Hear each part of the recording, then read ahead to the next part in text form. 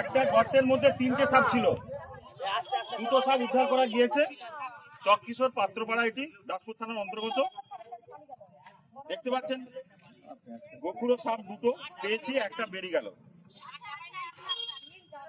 সাপকে বাঁচিয়ে রাখার প্রয়োজনীয়তা আছে, কারণ সাপের বিষ থেকে অনেক প্রকারের ঔষধ তৈরি হয়। সাপ কামড়ালে আপনারা এখনো আছে তো, এখনো হসপিটালে যাবেন।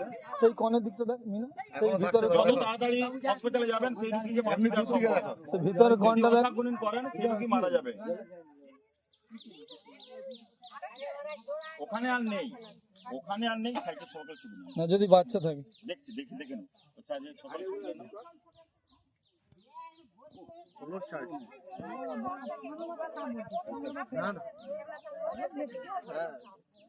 ওইটা অন্তত 15 বছরের হয়ে যায়।